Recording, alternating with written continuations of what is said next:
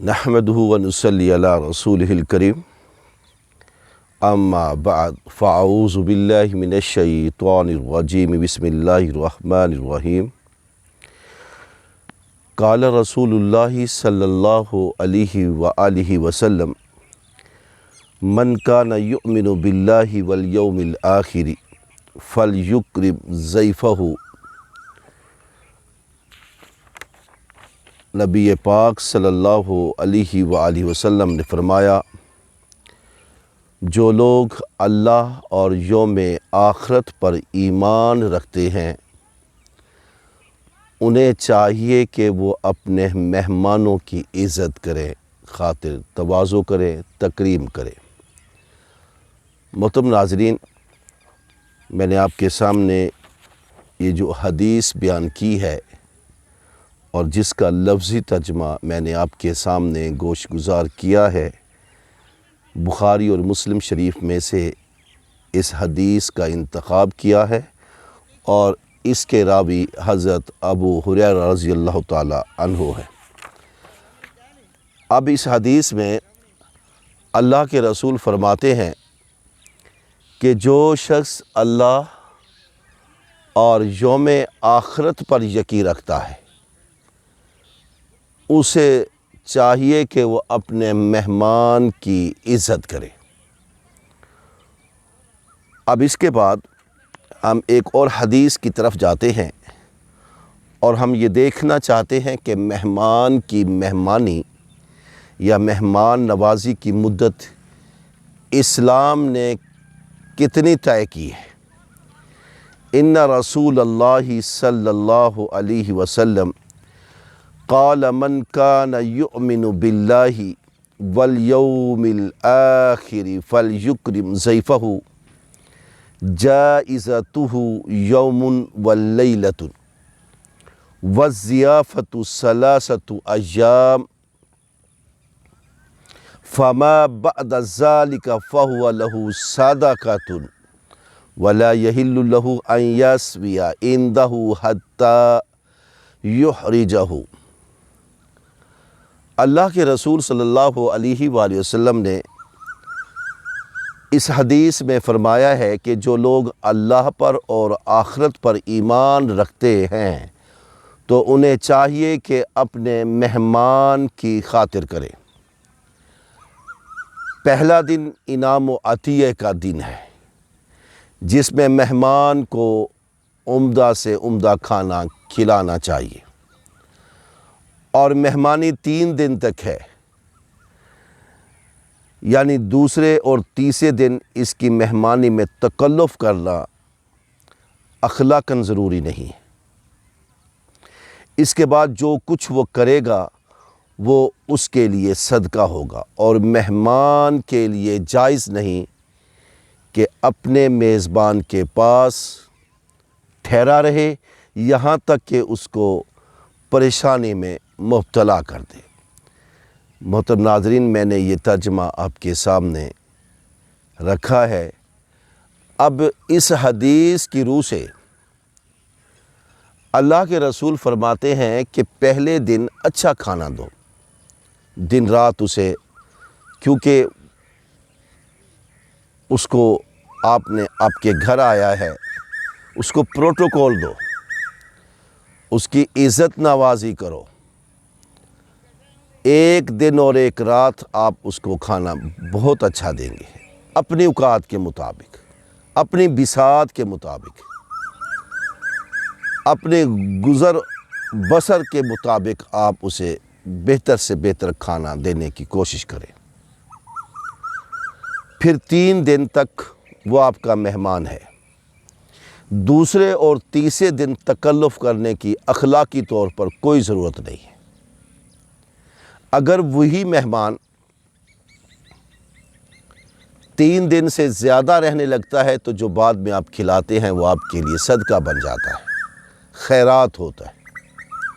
اور اللہ کے رسول صلی اللہ علیہ وآلہ وسلم نے مہمان پر بھی یہ قدغن لگائی ہے، یہ حد لگا دی ہے، یہ اخلاقی طور پر اسے بتا اور سمجھا دیا ہے کہ اپنے میزبان کے پاس اتنی دیر نہ ٹھہرا کرو کہ وہ تمہارا میزبان تنگ ہو جائے۔ تو ایک مسلم کی ایک اور روایت میں اس حدیث کی اس بات کی تشریح اس حدیث سے ہوتی ہے، جس کا میں ترجمہ آپ کے سامنے کر رہا ہوں، جس میں آپ صلی اللہ علیہ وسلم نے فرمایا کسی مسلمان کے لیے جائز نہیں ہے کہ وہ اپنے بھائی کے پاس قیام کرے یہاں تک کہ اس کو پریشانی میں مبتلا کر دے۔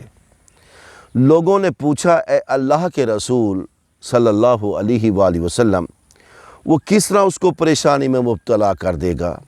تو آپ نے فرمایا اس طرح کہ یہ وہیں اس کے پاس ٹھہرا رہے اور اس کے پاس میزبانی کے لیے کچھ نہ ہو۔ محترم ناظرین، اسلام نے ایک مناسبت، ایک اعتدال پہ رکھا ہے انسانیت کو، میزبان کے لیے بھی اور مہمان کے لیے بھی۔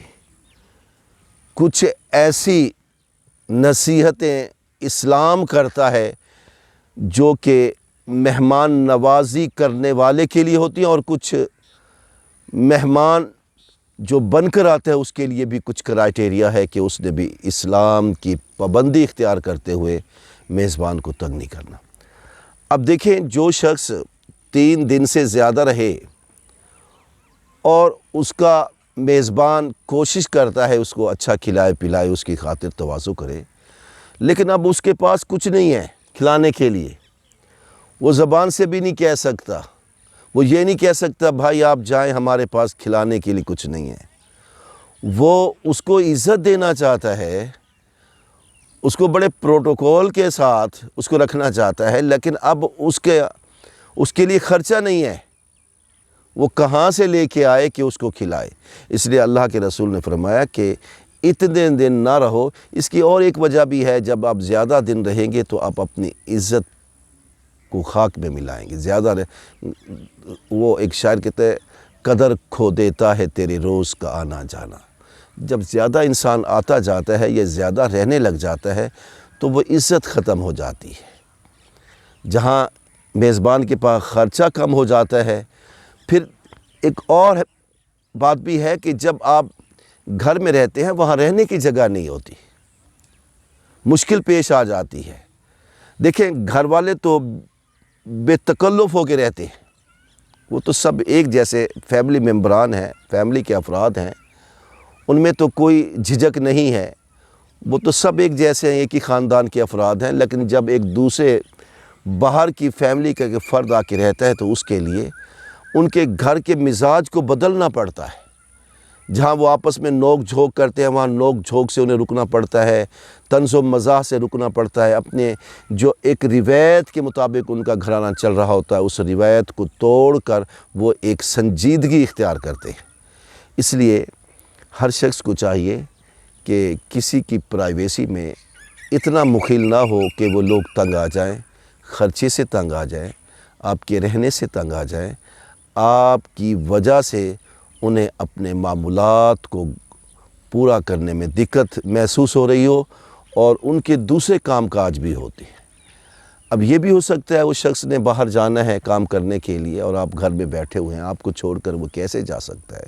اسلامی اور اخلاقی طور پر بھی جائز نہیں ہے کہ گھر میں مہمان ہو اور وہ گھر کا جو سربراہ ہوتا ہے وہ باہر چلا جائے، جی مجھے کام ہے، اور آپ بچوں میں رہ جائیں، تو یہ اخلاقی اور اسلامی طور پر بھی یہ جائز نہیں ہے۔ اس لیے ہم سب کو اللہ اور اس کے رسول کے بتائے ہوئے اصولوں کے مطابق اپنی زندگی بسر کرنی چاہیے۔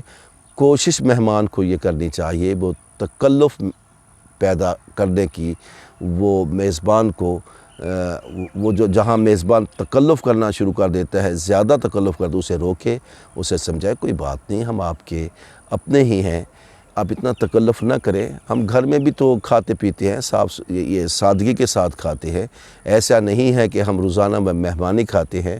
یعنی اس کے سمجھانے سے بھی میزبان اپنے اوقات سے بڑھ کر خرچہ نہیں کرے گا، جو بعد میں اس کے لیے پریشانی کا باعث بنے گا۔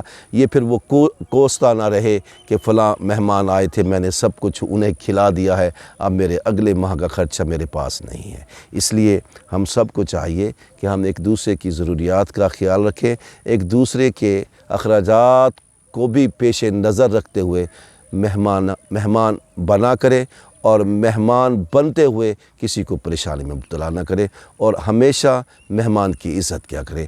آخر دعوانا ان الحمدللہ رب العالمین۔